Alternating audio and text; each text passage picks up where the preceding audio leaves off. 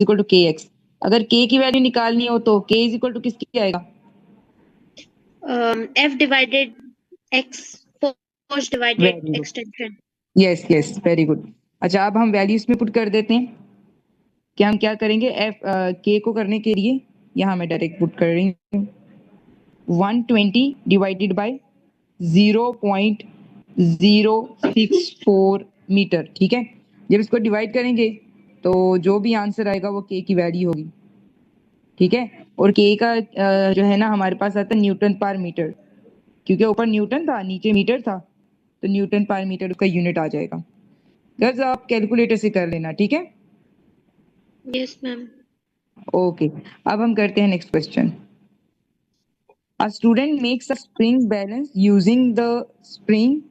एक स्टूडेंट ने spring balance बनाया और स्प्रिंग उसने लिया। मैक्सिमम रीडिंग जो उसमें आ सकती थी दैट इज 150 न्यूटन। अच्छा, स्प्रिंग बैलेंस किसको कहते हैं? ऐसा एक ना मेजरिंग इंस्ट्रूमेंट होता है जिसमें ऊपर ऐसे स्प्रिंग लगा होता है, और ये मेजरिंग इंस्ट्रूमेंट क्योंकि दरमियान में ऐसे स्पेस होती है और यहाँ पर ना रीडिंग लिखी होती हैं, ये 50 है, 60 है, 70 है। ओके, ये यहाँ पर होती है। उसके बाद जो है ये फोर्स को मेजर करता है, तो न्यूटन 50 न्यूटन 60 न्यूटन न्यूटन में होता है ये। अब वो कह रहे हैं वो मैक्सिमम उसमें रीडिंग, मैक्सिमम जो रीडिंग थी ना वो थी 150, हम मेजर कर सकते हैं उससे। Student test is his balance with a known weight of 140 newton. फिर उसने नीचे, अच्छा ये मेजरिंग स्प्रिंग बैलेंस जो है वो करता पता है क्या है? ये चीजों का वेट बताता है हमें। एक नीचे इसके ना हुक लगी होती है, ऐसे हुक लगी होती है इस तरीके की, सॉरी इस तरीके की हुक लगी होती है। हम फॉर एग्जांपल आपके पास एक ये इस तरीके का हो ना अगर स्प्रिंग बैलेंस, और आप किसी भी चीज का वेट फाइंड करना चाह रहे हो जिसका वेट मैक्सिमम हो 150 न्यूटन, ठीक है, इतना ज्यादा भी आप नहीं मेजर कर सकते, सिर्फ 150 उसकी लिमिट है, यानी छोटी छोटी चीजें मेजर कर सकते हो। फिर आपके पास एक स्टोन था और आपको पता था कि उस स्टोन की वैल्यू 140 न्यूटन है, लेकिन फिर भी आपने ना देखना चाहा कि क्या मेरा स्प्रिंग बैलेंस जो मैंने बनाया है वो सही बनाया है। तो आपने उसको जब मेजर किया तो क्या आया कि आपको पता भी था ये 140 है, लेकिन यहाँ पर 140 वैल्यू नहीं आई। ठीक है, इसका मतलब है आपके स्प्रिंग बैलेंस में कोई ना कोई खराबी है। फिर से सुने बात, आपको पता था कि ये मेरे पास स्टोन 140 न्यूटन का है, ठीक है, और आपने इसके नीचे ऐसे मेजर भी किया, तो जो वैल्यू थी ना ऐसे वो आता है एक मतलब जो वैल्यू वो शो कर रहा था स्प्रिंग बैलेंस वो 140 नहीं थी। तो इट मींस आपका ये जो इंस्ट्रूमेंट बना है उसमें एरर है। तो यही वो पूछे suggest and explain why the reading is not 140 newton. तो हम बोलेंगे because there is some error in instrument. ठीक है, दो रीजन है कि इंस्ट्रूमेंट में कोई एरर है, वो एरर मतलब इंस्ट्रूमेंट हमारा ठीक नहीं है, there is some error in the instrument. Second हमारी ये है अच्छा फिर ना ये हुक्सला ने पता है क्या बोला? ये जो हुक साइंटिस्ट है ये बड़ा इंटेलिजेंट इंसान था। इसने कहा एक तो उसको पता था जितनी ज्यादा फोर्स लगाएं उतनी ज्यादा एक्सटेंशन होती है, ये एक तो बात उसने ये कही। फिर उसने कहा हर स्प्रिंग की एक लिमिट होती है।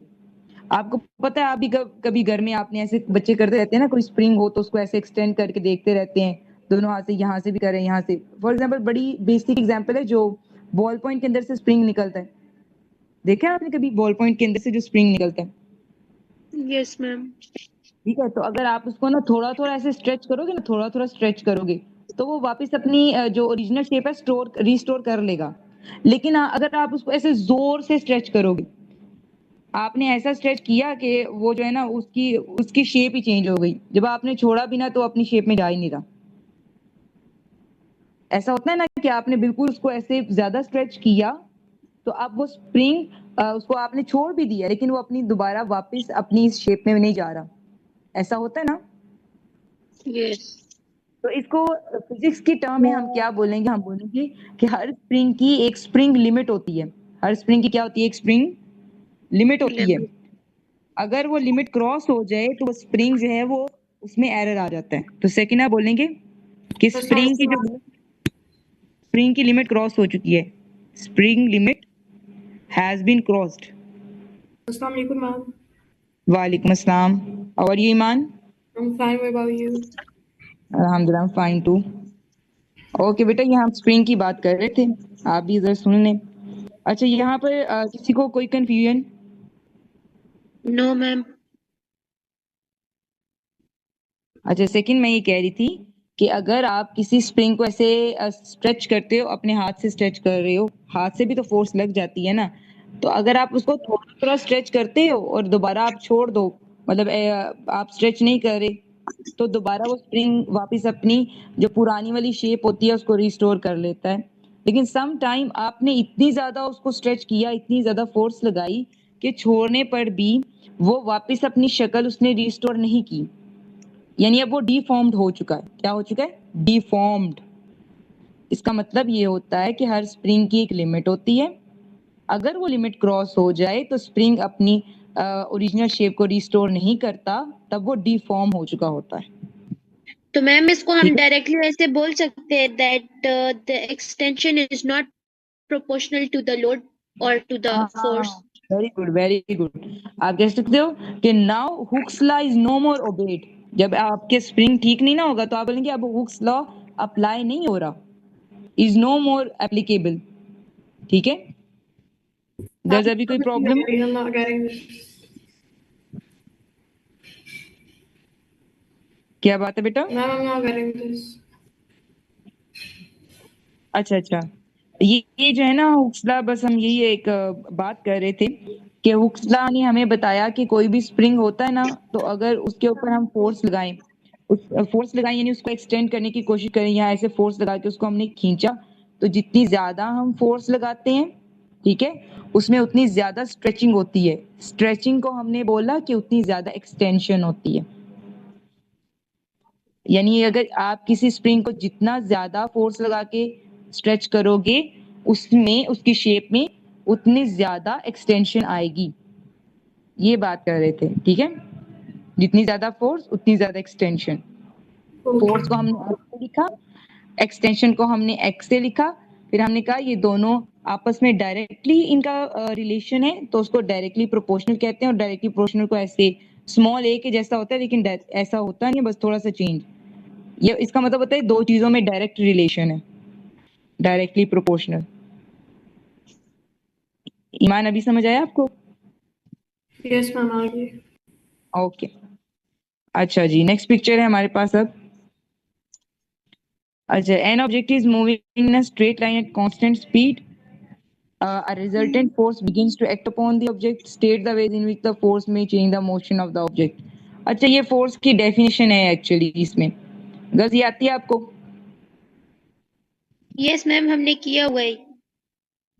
हाँ, तो इसको बस जल्दी से कर लेते हैं कि अगर किसी भी चीज के ऊपर फोर्स लगाए, यानी कि एक जो है बॉल बॉल आ रहा है किसी जगह से, किसी ने हिट किया है और आप उसके ऊपर आप आगे खड़े हो उसके, ठीक है, तो आप क्या करोगे? वो आप उसके ऊपर फोर्स लगाओगे तो वो रुक जाएगा, ठीक है। या फिर आपने ही बॉल को फेंका, जब आपने फोर्स लगाई, या तो उसकी स्पीड ज्यादा हो जाएगी यानी वो एक्सेलरेट करेगा, या फिर आपकी तरफ कोई फेंक रहा है तो आप उसके रास्ते पे टकरा के वो चला गया, बॉल आपके पाँव से टकरा के चला गया, उसके ऊपर फोर्स लगी आपके पाँव की, तो उसकी स्पीड अब कम हो जाएगी, तो वो डिसेलरेट भी कर सकता है।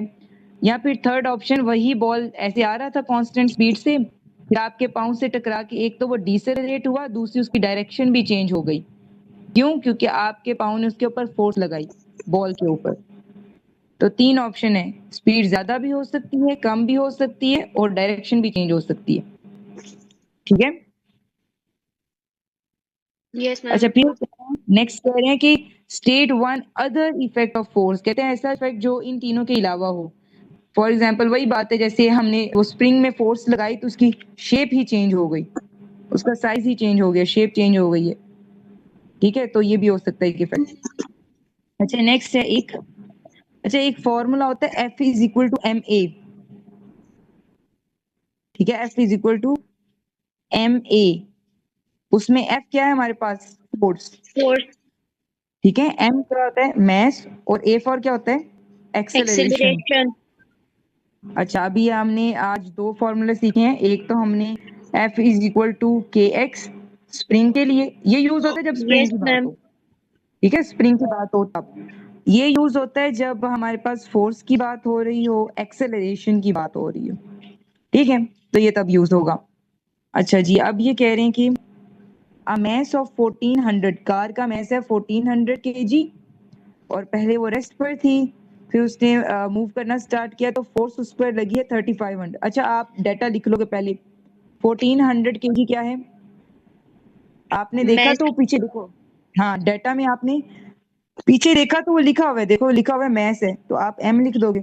फिर आपने देखा आपको एक और वैल्यू नजर आ रही थी, दैट इज 3500 न्यूटन। तो आपने फौरन से वो भी लिख दी कि ये एक और वैल्यू आ गई 3500 न्यूटन।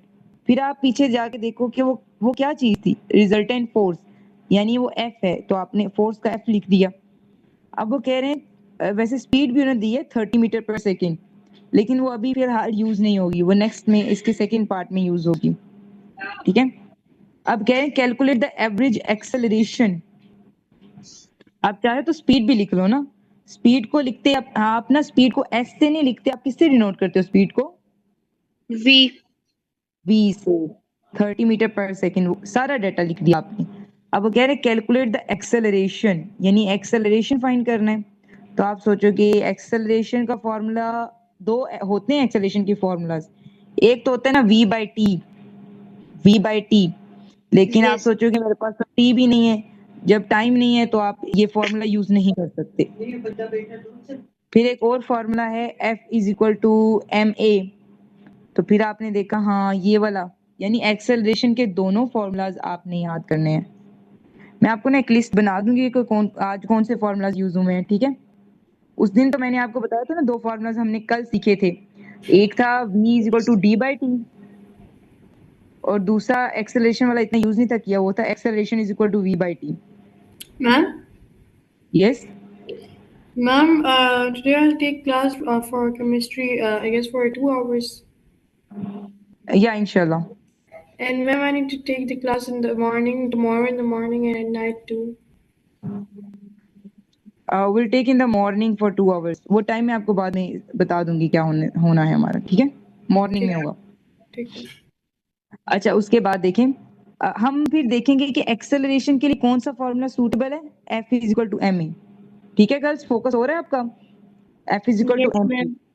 तो फोर्स भी है, मैस भी है, तो we can use this formula. Formula क्या आपने परेशान नहीं होना, मैं कह रही हूँ मैं आपको लिस्ट दे दूंगी कि कौन कौन से हमने याद करने हैं। अच्छा ये देखें, फिर F=ma, फिर a हमने लगाना हो तो a वुड बी F=f/m। दोनों की वैल्यूज को डिवाइड करना, जो आंसर आ जाएगा उसमें आपने फिर यूनिट क्या लगाना है एक्सेलरेशन का, वो Meter आप इजीली per डिवाइड second करें। square. यस, पर सेकंड स्क्वायर को -2 से लिखेंगे, ms-2। अगर माइनस नहीं लिखना तो फिर हमें स्लैश लगानी पड़ेगी। मैम ये जो 1 वाला है, इसमें हमें सबसे पहले 1400 kg को क्या करना है? 1400 kg को कुछ भी नहीं करना, बस हमने देखना है कि ये 1400 kg क्या है, पीछे लिखा हुआ है मैस है, तो हम लिखेंगे m=1400 kg बस। और मैम ये 3530 मीटर सेकेंड्स। अच्छा 3500, आपको ये देखो क्लियरली नजर आ रहा है ना कि ये न्यूमेरिकल वैल्यू यानी ये नंबर्स हैं। बस जी। आपने पीछे देखना है कि 1400 के पीछे क्या था, मैस था, तो इट मींस ये m है। 3500 के पीछे क्या था, रिजल्टेंट फोर्स, फोर्स मींस ये कि f है। और अगर आप 30 मीटर पर सेकंड देखो तो फिर आप लिख लोगे ऐसे कि 30 मीटर पर सेकंड। पीछे देखा तो वो था स्पीड, लेकिन स्पीड को s से नहीं लिखना, v से लिखना है। तो ये था बेटा डाटा लिखने का तरीका, ठीक है? अच्छा नेक्स्ट क्वेश्चन है ये वाला, calculate the time for which the force is applied. कहते हैं टाइम कैसे कैलकुलेट करें। अब टाइम का फॉर्मूला हमने तो पढ़ा नहीं है, लेकिन हम इसी डाटा को यूज करके देखें तो एक्सेलरेशन का एक यूनिट है a=v/t। तो इसमें टाइम भी है, हम टाइम यहाँ से मेजर कर लेंगे, क्योंकि एक्सेलरेशन की वैल्यू अभी हमने निकाल ली, स्पीड की वैल्यू ऑलरेडी उन्होंने दी हुई है, तो टाइम इजीली हम निकाल लेंगे। तो ये टाइम वहां चला जाएगा और ए नीचे आ जाएगा। ये क्रॉस पता है ना आपको कैसे बन सकता है, t=v, ऑलरेडी उसकी जगह पर ए। जो ये देखो ना, इन्होंने अपनी जगह जो है चेंज कर ली, ए टी की जगह पर और टी ए की जगह पर, ठीक है? अच्छा ये आप लोगों ने ऑलरेडी सॉल्व किया है, ये आपको आता है। तो स्पीड है बेटा 30, और एक्सेलरेशन की वैल्यू यहाँ पर 2.5 आई थी, डिवाइड करोगे तो आंसर आ जाएगा। और टाइम का यूनिट आप क्या लगाओगे? टाइम का यूनिट क्या लगाओगे? सेकंड। सेकंड लगाओगे। Very good. अच्छा जी, आगे हम देखते हैं। फिर एक छोटा सा question, state the name of force which oppose the motion of car. Car की मोशन किससे अपोज होती है? फ्रिक्शन से। ठीक है, अगर कोई दो फोर्सेस उन्होंने पूछी होती तो हम कहते हैं एक होती है फ्रिक्शन। फ्रिक्शन कहते ही उस फोर्स को है जो मोशन को रेजिस्ट करे। ठीक है, रुकावट को कहते हैं। ये रगड़, उसको उर्दू में फ्रिक्शन को कहते हैं रगड़ की फोर्स। ठीक है, और जो है अच्छा, इसके अलावा होता है एयर रेजिस्टेंस, हवा में भी रेजिस्टेंस होती है। ठीक है, अगर दो पूछी जाए तो हम ये लगा सकते हैं। एयर रेजिस्टेंस को आप पता है कैसे फील कर सकते हो? जैसे आप एक बस में बैठे हो या कार में बैठे हो, और वो बहुत स्पीड से चल रही है, और अपना आपने हाथ जो है विंडो से बाहर निकाला। जब हाथ आपने विंडो से बाहर निकाला ना, तो अगर स्पीड से चले तो आपका हाथ ऑटोमेटिकली पीछे की तरफ जाएगा। पता है क्यों? क्योंकि एयर रेजिस्टेंस की वजह से हवा आपके हाथ पर ऐसे फोर्स लगाती है और वो पीछे की तरफ मूव करता है। ठीक है, तो इसी तरीके से वो कार के ऊपर भी फोर्स लगाती है, लेकिन कार जो है वो अलग बात है कि उसके पास पेट्रोल की एनर्जी होती है, तो वो मूव करती रहती है आगे। ठीक है गर्ल्स, ओके। नेक्स्ट है हमारा,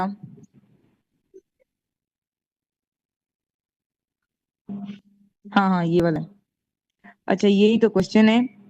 अच्छा, इसमें ये यूज होगा, ये क्लॉक, ये ना नीचे में से टच हो जाता है। अच्छा, ये जो क्वेश्चन है ये इसमें यूज होगा clockwise movement is equal to anticlockwise movement वाला। ये इसमें एक it shows a uniform plank A B of length 2 metre suspended from 2 ropes X and Y. अच्छा, इसमें देखें जरा, जो है हमारे पास, अच्छा प्लांक किसको कहते हैं? ये प्लांक किसको कह रहे हैं? ये जो हमारे पास सीधा से एक स्केल से ऐसा बना हुआ है ना, ठीक है, इसको प्लांक कहते हैं। कहते हैं आपके पास एक प्लांक है, उसका नाम है ए बी। ठीक है, ए बी क्योंकि उसका एक कॉर्नर पर ए और एक पर बी है, तो ए बी हो गया। और इसकी टोटल लेंथ है 2 मीटर, यानी टोटल इसकी लेंथ क्या है हमारे पास? 2 मीटर। बेटा आवाज आ रही है आपको मेरी?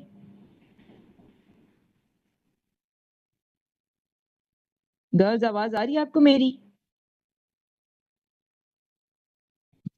आबरू, आपको आवाज आ रही यस है मेरी? मैम, यस मैम आ रही है। ईमान कह रही है कि मुझे आवाज नहीं आ रही। शायद कोई नेट इशू हो मैम। हाँ, क्योंकि बाकियों को तो आ रही है। अच्छा, ये देखें जरा, ये प्लांक है और इसकी टोटल लेंथ है 2 मीटर। उसके बाद वो कह रहे हैं उसको हमने दो रस्सियों से ऐसे ऊपर से बांधा हुआ है। एक रोप है एक्स, ये यहाँ से एक रस्सी है, और एक रस्सी यहाँ से है वाई से। पहले कंस्ट्रक्शन समझना जरूरी है। एक प्लांक है 2 मीटर का, और दो रस्सियां जुड़ी हुई हैं, एक यहाँ पर एक्स और एक यहाँ पर वाई। ठीक हो गया। और यहाँ पर हम देखते हैं कि क्या हो रहा है। और एक्स और वाई के दरमियान जो डिफरेंस है ना, वो है 1.5 मीटर का। ठीक है गर्ल्स, 1.5 मीटर एक्स और वाई के दरमियान। और उसके बाद जो ए से लेकर एक्स का डिस्टेंस है वो है 0.5 मीटर। और हर चीज का एक सेंटर ऑफ ग्रेविटी होता है, आपको पता है? कोई भी यस हमारे मैम। पास चीज़ है, उसकी एक सेंटर ऑफ ग्रेविटी, जैसे इस प्लांक का सेंटर बिल्कुल उसके सेंटर में होगा, यानी 1 मीटर पर होगा ना। अगर ये 2 मीटर का है टोटल, तो दरमियान में उसका सेंटर ऑफ ग्रेविटी है। जहां पर सेंटर ऑफ ग्रेविटी उसको कहते हैं जहां पर बॉडी का सारा वेट हो,